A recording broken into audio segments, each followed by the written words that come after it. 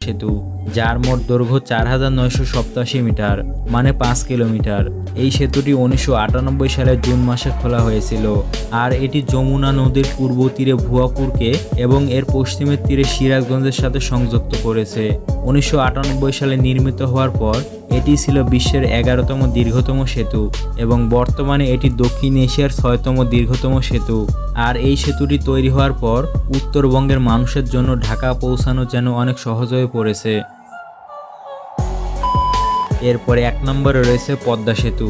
বর্তমান বাংলাদেশের সবচেয়ে বহুল আলোচিত সেতু হচ্ছে পদ্মা সেতু, যার নির্মাণ কাজ শুরু হয়েছিল ২৬শে নভেম্বর ২০১৪ সালে এবং নির্মাণ কাজ শেষ হয় ২৩শে জুন ২০২২ সালে এবং সেতুটি উদ্বোধন করা হয়েছে ২৫শে জুন ২০২২ সালে, যেটি উদ্বোধন করেছে বর্তমান বাংলাদেশের প্রধানমন্ত্রী শেখ হাসিনা।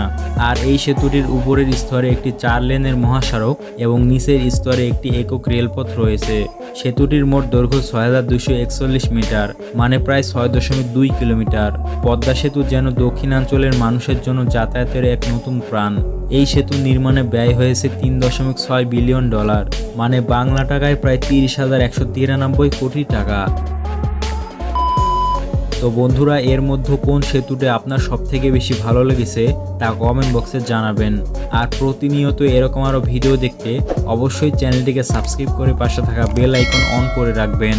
তো দেখা হচ্ছে পরবর্তী ভিডিওতে।